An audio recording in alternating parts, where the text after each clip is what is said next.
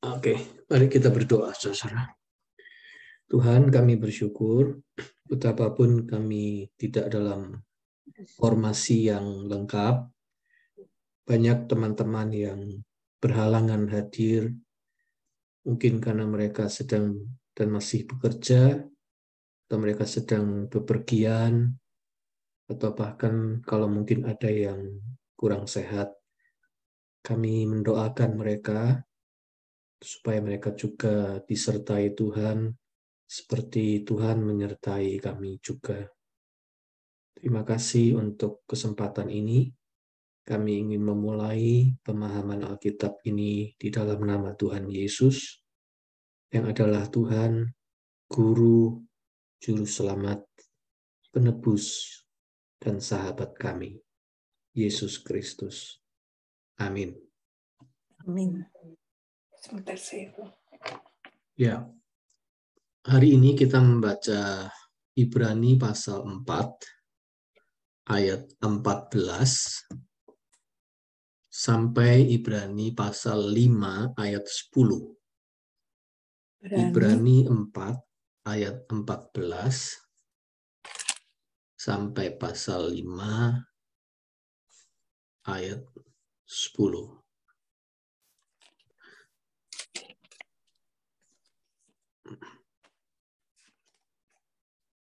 Oke, saya akan membacakannya ya.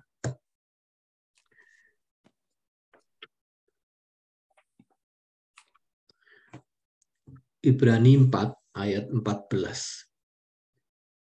Karena kita sekarang mempunyai imam besar agung yang telah melintasi semua langit, yaitu Yesus Anak Allah, baiklah kita teguh berpegang pada pengakuan iman kita.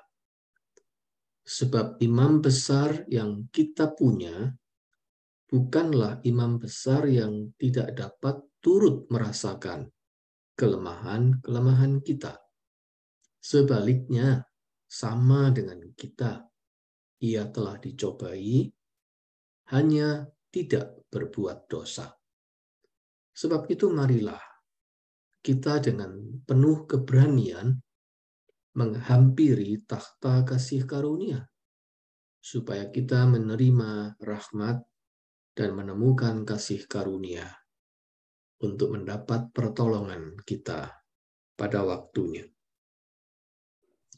Sebab setiap imam besar yang dipilih dari antara manusia ditetapkan bagi manusia dalam hubungan mereka dengan Allah, supaya ia mempersembahkan persembahan dan korban karena dosa. Ia harus dapat mengerti orang-orang yang jahil dan orang-orang yang sesat, karena ia sendiri penuh dengan kelemahan, yang mengharuskannya untuk mempersembahkan korban karena dosa, bukan saja bagi umat, tetapi juga bagi dirinya sendiri. Dan tidak seorang pun yang mengambil kehormatan itu bagi dirinya sendiri, tetapi dipanggil untuk itu oleh Allah, seperti yang telah terjadi dengan Harun. Demikian pula Kristus tidak memuliakan dirinya sendiri dengan menjadi imam besar, tetapi dimuliakan oleh Dia yang berfirman kepadanya, "Anakku engkau telah kuperanakkan pada hari ini." Sebagaimana firman-Nya dalam suatu nas lain, "Engkau adalah imam untuk selama-lamanya, menurut peraturan Melkisedek."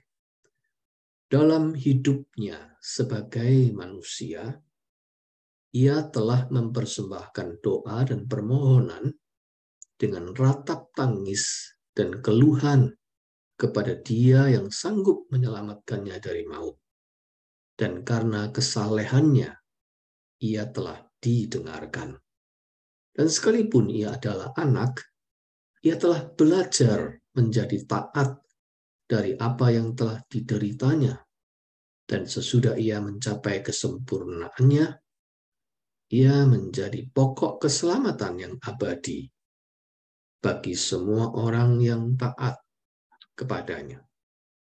Dan ia dipanggil menjadi imam besar oleh Allah menurut peraturan Melkisedek.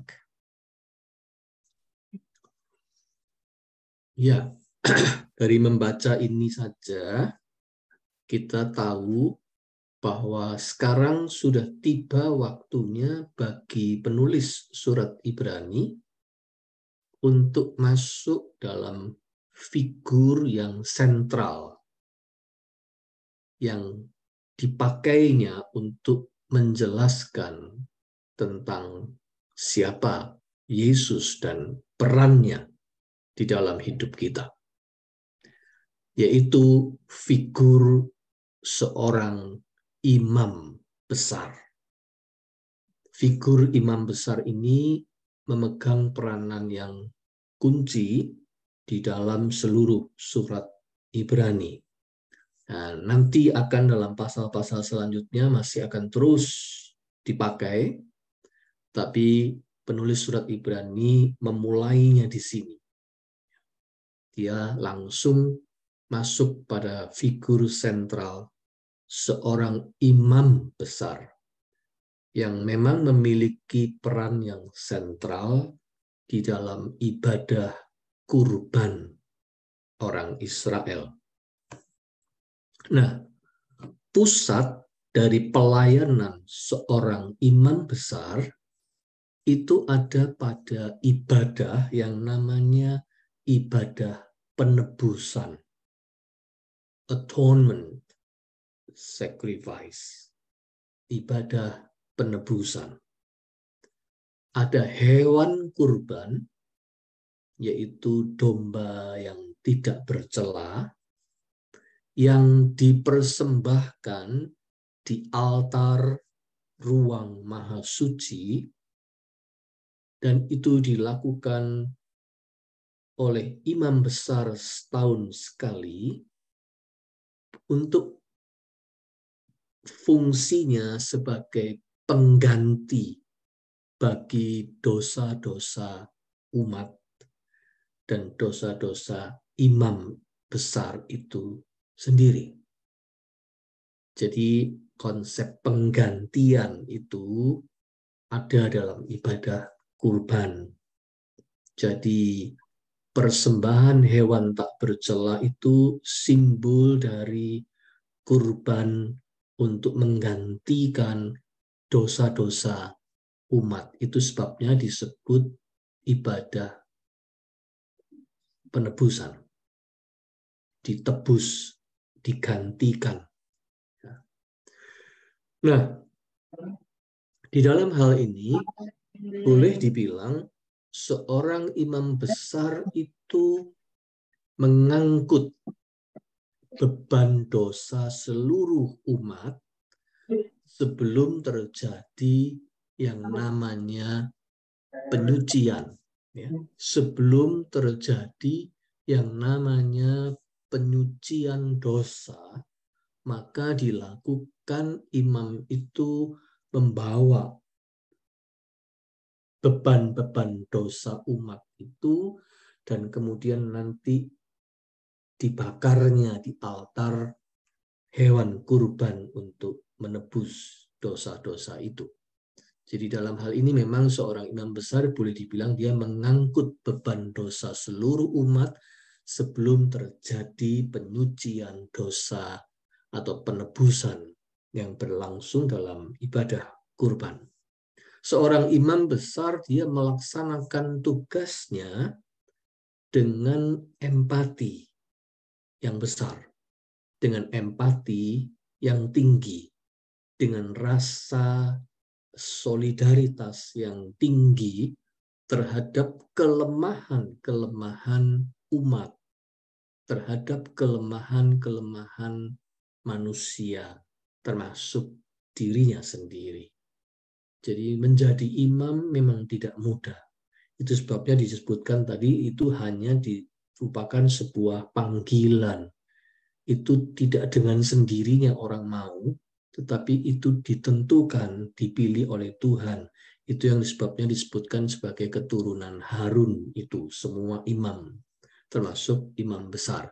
Dan imam besar ini punya tugas untuk melakukan tugas atonement itu dengan penuh empati.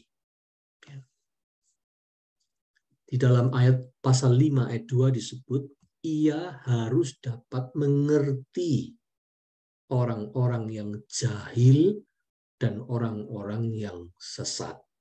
Ia harus dapat mengerti karena ia sendiri penuh dengan kelemahan. Itu empati. Ya. Jadi seorang imam besar itu perlu melakukan tugasnya dengan empati.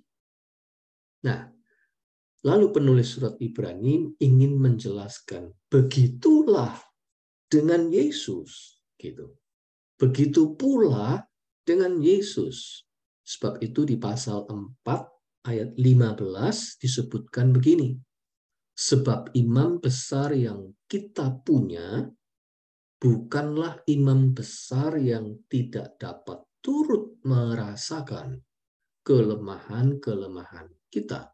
Sebaliknya sama dengan kita. Ia telah dicobai, hanya tidak berbuat dosa. Ya. Jadi Yesus Kristus digambarkan sebagai imam besar yang penuh dengan empati, yang dapat turut merasakan kelemahan-kelemahan kita, mirip seorang imam besar di dalam sistem kurban perjanjian lama. Hanya saja, nah ini penting, hanya saja sekalipun dia atau Yesus itu menyerupai peran seorang imam besar, Yesus memiliki kelebihan dibandingkan semua imam besar di dalam sejarah keturunan Harun. Itu sebabnya di dalam tataran ritual, ya, di dalam level ritual, kelebihan Yesus itu diistilahkan sebagai dia imam besar menurut peraturan Melkisedek. Itu disebutkan di pasal 5 ayat 6 dan ayat 10. Siapa Melkisedek itu? Melkisedek, saudara-saudara, adalah tokoh imam yang asing sebetulnya. Tidak ketahuan datangnya dari mana, dan dia mau menuju kemana. Tetapi tiba-tiba dalam satu momentum dalam perjalanan Abraham, dia berjumpa dengan orang ini. Dan orang ini orang yang sepertinya sengaja diutus Tuhan untuk menyampaikan berkat kepada Abraham. Itu bisa kita baca di kitab Kejadian 14 ayat 18 sampai 20. Jadi di Kejadian 14 ayat 18 sampai 20 kita membaca di situ hadirnya tokoh seorang bernama Melkisedek di dalam hidup Abraham. Dan dia tiba-tiba datang seperti berfungsi sebagai imam dari Tuhan. Nah, keimaman Melkisedek ini termasuk unik. Keimaman yang tidak ada hubungannya dengan Harun, karena waktu itu Harun belum ada. Jadi Melkisedek justru ada sebelum ada Musa. Justru dia ada di zaman Abraham. Itu Melkisedek. Nah, yang mau dikatakan adalah keimaman Yesus itu melampaui sistem keimaman hukum Taurat yang berbasiskan Harun. Jadi keimaman perjanjian lama itu basisnya adalah Harun menurut peraturan hukum Taurat. Semua imam besar itu adalah garis keturunan dari Harun ditetapkan karena mereka adalah anak cucu turun-temurunnya Harun, kakaknya Musa. Tetapi Melkisedek itu ada jauh sebelum Harun. Ya. Oleh sebab itu, mau dikatakan di sini, Yesus itu keimamannya boleh dibilang melampaui sistem keimaman Harun. Dia lebih menyerupai jalur khusus keimaman Melkisedek yang tidak banyak orang tahu asal-usulnya dari mana dan mau kemana, dan dia itu istilah saya tadi jalur khusus gitu ya. Tetapi Yesus tetap imam ya. Jadi penulis surat Ibrani mengatakan Yesus itu imam besar yang bahkan melampaui keimaman imam-imam besar dari keturunan Harun, sebab dia diatur menurut peraturan Melkisedek, artinya dari atas, dari Allah sendiri. Itu bisa kita baca di Mazmur 110 ayat 4. Itu yang dikutip juga oleh penulis surat Ibrani dalam bacaan kita hari ini. Mazmur 110 ayat 4. Jadi Yesus itu ditetapkan menjadi imam menurut peraturan Melkisedek untuk memberikan tekanan pada kelebihannya, kekhususannya dibanding imam-imam besar yang lain. Nah, sedangkan dalam level faktual, tadi dalam level ritual. Nah, sedangkan sekarang dalam level yang faktual, kekhususan atau kelebihan Yesus ditegaskan oleh penulis surat Ibrani sebagai bedanya dia dengan imam besar lain adalah dia tidak berdosa. Ya, jadi secara faktual ingin ditunjukkan kelebihan Yesus dibanding imam besar lain dalam sistem keturunan Harun adalah bahwa dia tidak berdosa. Imam besar yang lain mempersembahkan kurban penebusan dosa untuk umat, tetapi juga untuk dirinya sendiri. Sebab dia juga tidak luput dari dosa. Sedangkan Yesus, menurut penulis surat Ibrani ini, dia mau menegaskan Yesus tidak begitu. Dia tidak perlu mempersembahkan kurban bagi dirinya sendiri, karena dia sama sekali memang tidak berdosa. Penulis surat Ibrani sangat menekankan tentang hal ini. Nah, lalu saudara-saudara,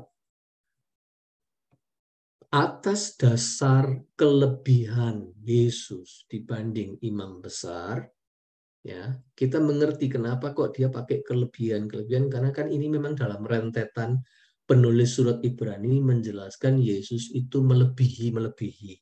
Ya, pertama-tama melebihi malaikat, dan kemudian kemarin kita membicarakan dia melebihi Musa. Nah, sekarang dia melebihi imam-imam besar keturunan Harun. Ya, itu sebabnya penulis surat Ibrani menekankan superioritas atau kelebihan atau kekhususan yang menonjol dari Yesus dibandingkan tokoh-tokoh lain. Nah, sekarang dia menjelaskan atas dasar kelebihan Yesus di atas para imam besar, penulis Ibrani menerangkan dua karakter dari Yesus sehubungan dengan perannya sebagai imam besar itu. Dua karakter yang sekali lagi bersifat paradoksal. Ya, dua karakter yang paradoksal lagi. Kalau sebelumnya kan kita sudah dijelaskan Yesus itu di satu sisi tinggi sekali, tetapi dia juga untuk sejenak waktu lamanya direndahkan. Yesus itu tinggi sekaligus rendah. Tetapi dalam kerendahannya itulah terletak ketinggiannya atau kemuliaannya. Jadi tinggi rendah di sini ini paradoks namanya. Ya. Nah, sekarang ada paradoks lagi yang dijelaskan oleh penulis surat Ibrani. Yang pertama, atau di satu sisi, Yesus itu ikut merasakan kelemahan-kelemahan kita manusia. Itu satu sisi tertentu. Yesus itu persis seperti kita.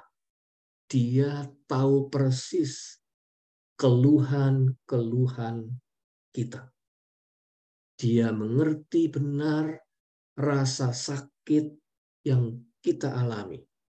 Dia tahu apa artinya rasa sedih. Dia tahu apa artinya rasa takut. Dia tahu apa artinya perasaan gelisah dan tertekan. Dia tahu apa artinya depresi. Dia merasakan godaan-godaan yang mengganggu manusia, mengganggu kita semua. Termasuk godaan untuk berputus asa, godaan untuk berhenti saja dari beriman. Semua godaan-godaan itu Yesus tahu. Baik itu godaan yang berupa hal-hal yang nikmat, yang mengganggu dan menggoda manusia untuk kemudian menjatuhkan manusia, atau godaan-godaan yang berupa rasa sakit, penderitaan, yang membuat manusia juga ingin dijauhkan dari Allah. Jadi yang namanya godaan atau temptation itu kan ada dua, saudara-saudara. Ya, temptation yang enak dalam tanda petik dan temptation yang tidak enak dalam tanda petik. Temptation yang enak itu sering sekali disebut sebagai godaan. Temptation yang enak, kita digoda oleh sebuah kenikmatan, tapi tujuannya untuk menjatuhkan kita, untuk supaya kita berbuat dosa. Tetapi ada juga temptation yang rupanya bentuknya tidak enak, yaitu penderitaan, rasa sakit. Itu semua yang sering disebut sebagai ujian atau trial. Ya. Jadi yang satu itu adalah temptation dalam pengertian godaan, yang satu lagi dalam bentuk ujian atau orang suka bilang cobaan. Ya. Itu yang negatif, ya. Tetapi keduanya tujuannya sama. Baik yang positif maupun yang negatif, yang enak maupun tidak enak, itu tujuannya untuk menjatuhkan manusia ke dalam dosa. Nah, Yesus mengalami semua itu. Sama seperti kita. Itu tujuan yang ingin dikatakan oleh penulis surat Ibrani di sini. Singkat kata, semua perasaan yang menyertai kelemahan manusiawi kita. Semua perasaan itu Yesus tahu. Yesus itu merasakannya. Sebab itu kita punya nyanyian kan, Yesus yang mengerti bahasa air mata. Yesus itu, kalau di dalam Injil-Injil kita tahu, Yesus itu menangis, Yesus itu takut, gemetar. Ya. Yesus itu marah, kecewa. Yesus itu geram. Yesus itu merasakan sakitnya dikhianati. Ya. Yesus itu merasakan sakitnya dibenci dan mau dimatikan. Ya. Yesus itu merasakan sakitnya difitnah dengan tuduhan palsu. Pokoknya semua itu dia mengalaminya. Itu yang mau dikatakan oleh penulis surat Ibrani. Jadi di satu sisi dia itu imam besar yang punya empati yang sangat tinggi. Empati, ikut merasakan semua yang kita alami. Karena apa? Karena dia memang manusia seperti kita. Itu satu sisi. Hanya bedanya, nah ini kemudian penulis surat Ibrani melanjutkan, semua kelemahan itu tidak membawa Yesus kepada dosa. Itu bedanya. Berbeda dengan kita. Semua godaan yang menyerbu kita,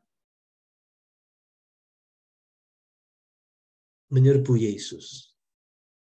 Tapi kita jatuh, sedangkan Yesus tidak. Semua godaan yang menyerbu Yesus tidak membuat dia melakukan tindakan berdosa. Berbeda dengan kita.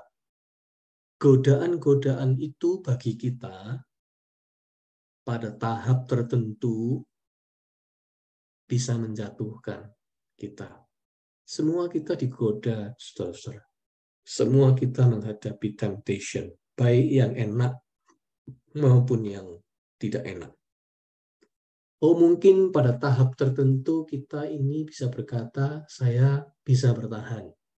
Saya nggak jatuh. Ya. Tetapi pada tahap tertentu lagi belum tentu. Ya. Kalau bobotnya ditambahi, bisa jadi kita nggak tahan lagi.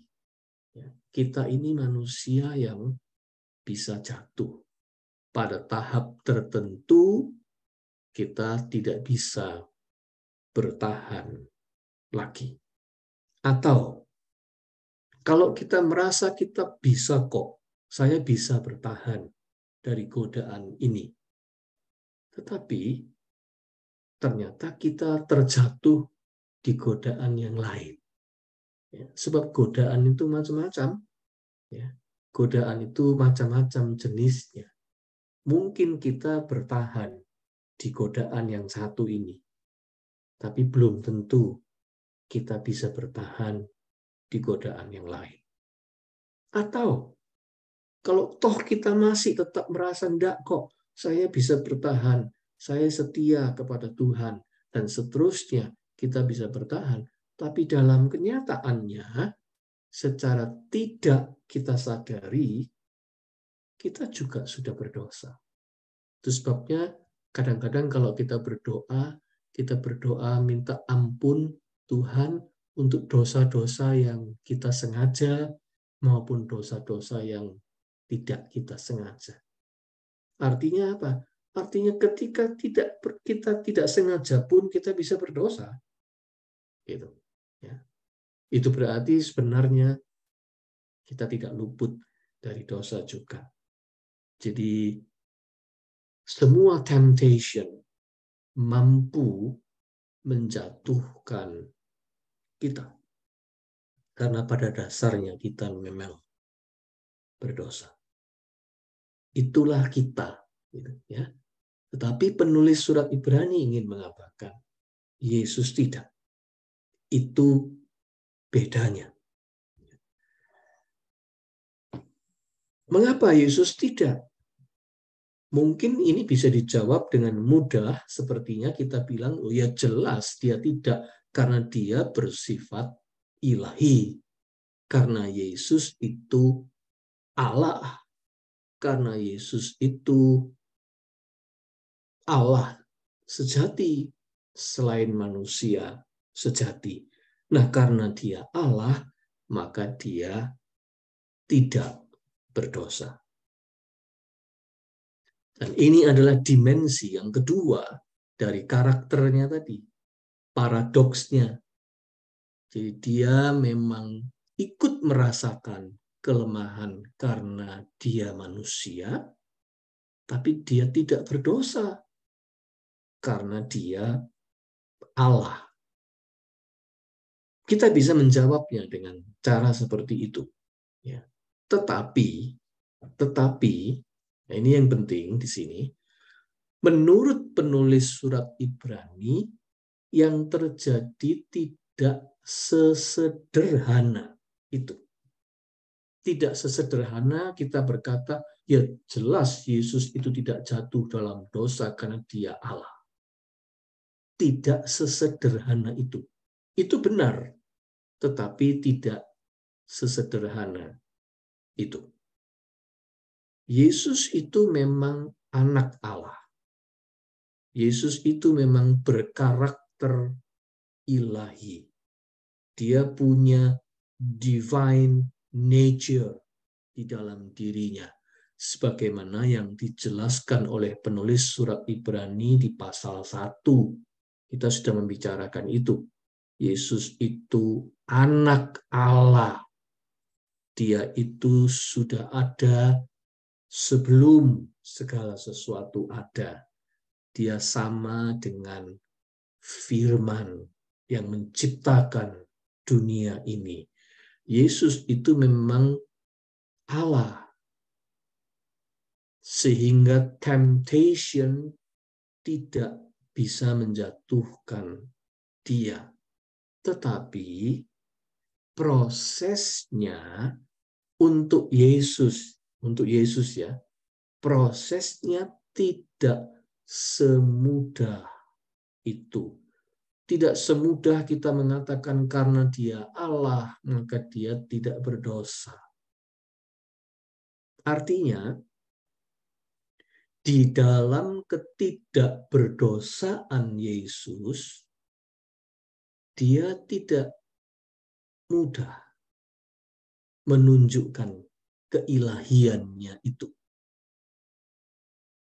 Justru karena apa? Justru karena dia sama dengan manusia.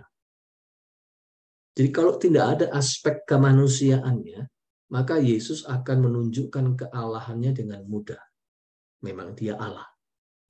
Tapi justru karena dia juga manusia, maka menunjukkan kealahannya di tengah-tengah pencobaan itu membutuhkan proses bagi Yesus.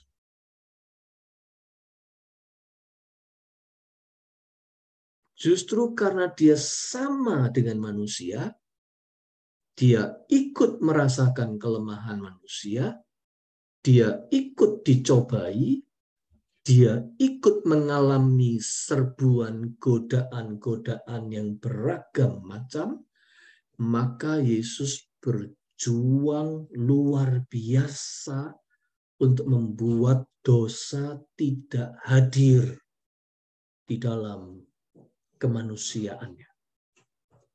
Ya, ini penting, saudara-saudara. Jadi Yesus memang Allah, dia tidak berdosa.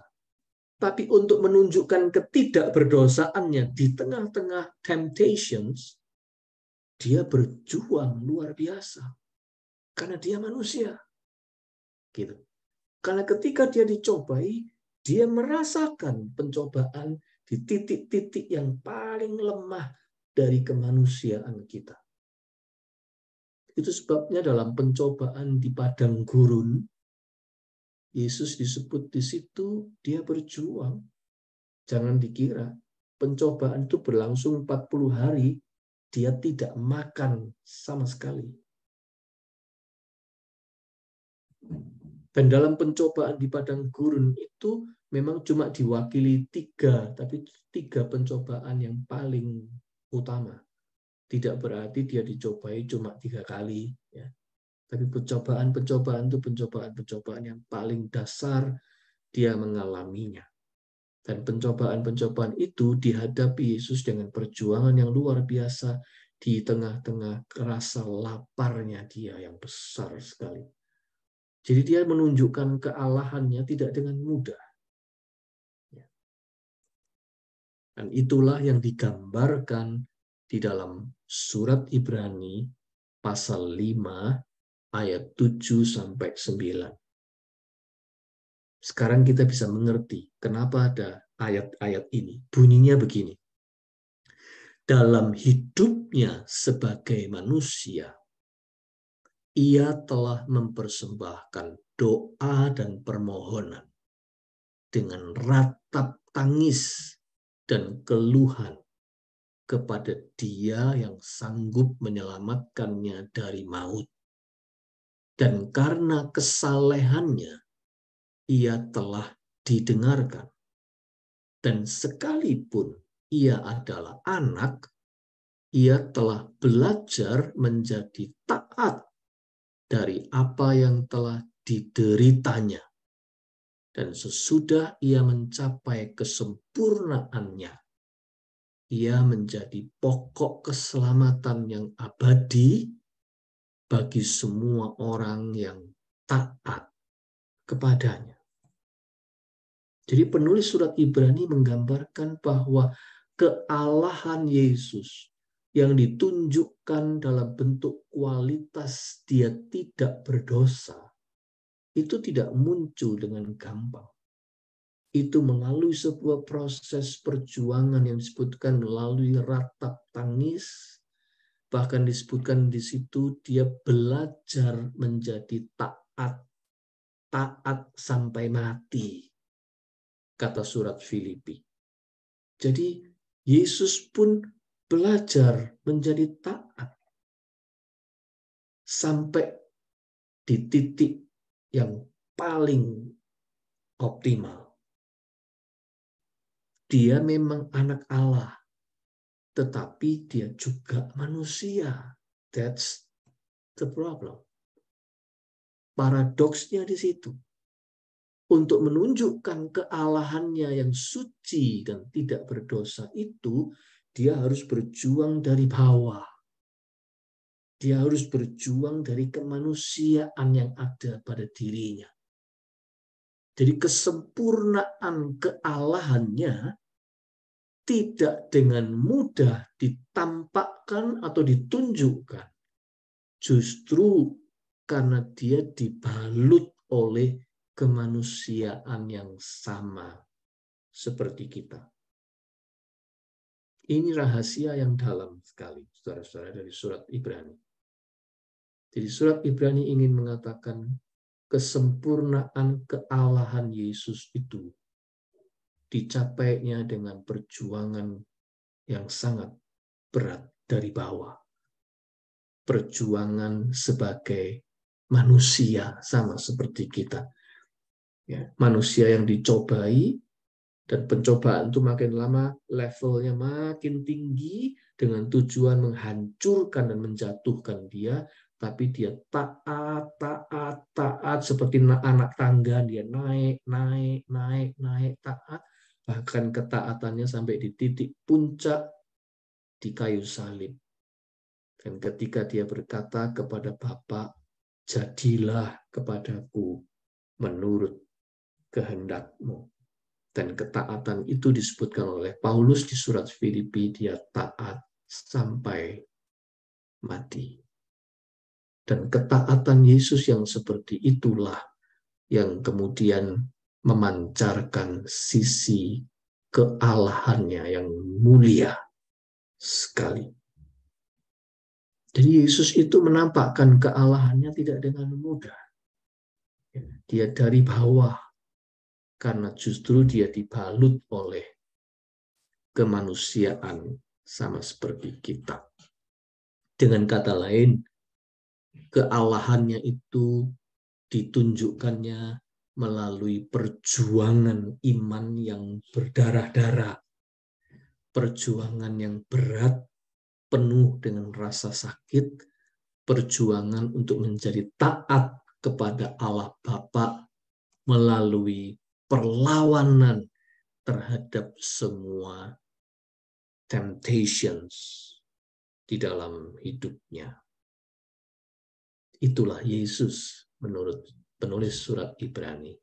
Justru, nah ini penting, ini message-nya dia adalah justru karena itu kita yang menghadapi godaan iman di dalam kehidupan kita, kita boleh yakin bahwa kita tidak sendirian.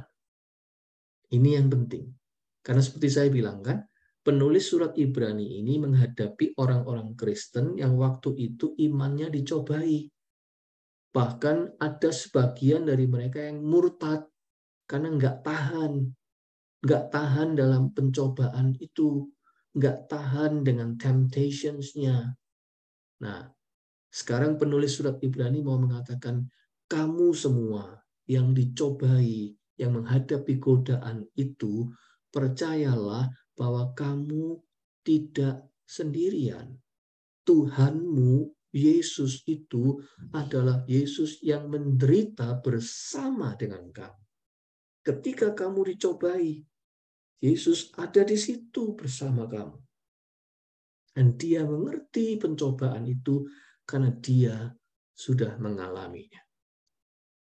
Dan dia menang atas pencobaan itu.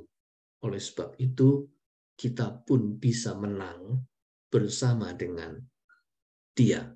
Jadi di dalam menghadapi godaan apapun, penulis surat Ibrani ingin mengatakan, Yesuslah tempat engkau bersandar. Di dalam pencobaan apapun, larilah kepada Yesus. Di dalam pencobaan apapun, jangan menjauh justru dari Yesus. Larilah mendekat untuk mencari pertolongan. Sebab itu dia dikatakan di pasal 4 ayat yang ke-14 sampai 16 tadi. Ya, karena kita sekarang mempunyai imam besar agung yang telah melintasi semua langit, yaitu Yesus anak Allah, baiklah kita teguh berpegang pada pengakuan iman kita. Sebab imam besar yang kita punya bukanlah imam besar yang tidak dapat turut merasakan kelemahan-kelemahan kita, sebaliknya sama dengan kita. Ia telah dicobai, hanya tidak berbuat dosa. Atau dengan kata lain, ia telah dicobai dan dia menang. Sebab itu, marilah kita dengan penuh keberanian menghampiri takhta kasih karunia, supaya kita menerima rahmat dan menemukan kasih karunia untuk mendapat pertolongan kita pada waktunya.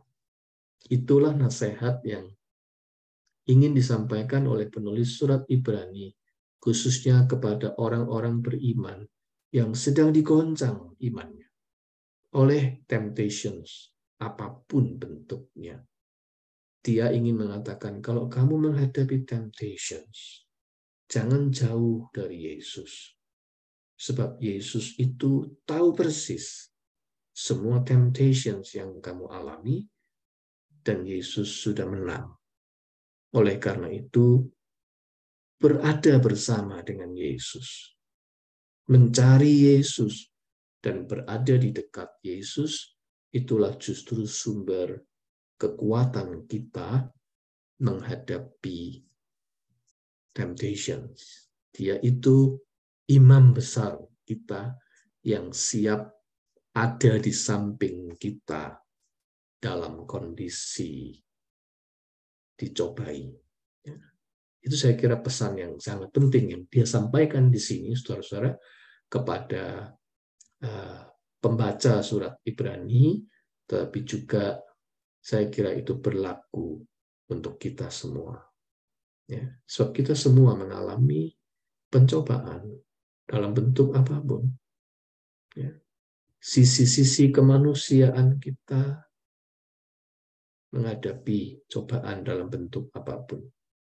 Dan kita memerlukan imam besar yang agung itu mendampingi kita, supaya kita bisa bertahan di dalam pencobaan itu bukan karena kekuatan kita, tetapi karena Yesus bersama dengan kita. Amin. Ya, itu saudara-saudara bagian yang kita bicarakan malam ini, sekaligus menutup PA kita di tahun 2022 ini. Kita akan melanjutkan nanti pada tahun baru 2023. Baik, apakah ada yang ingin ditanyakan? Sebelumnya saya stop dulu.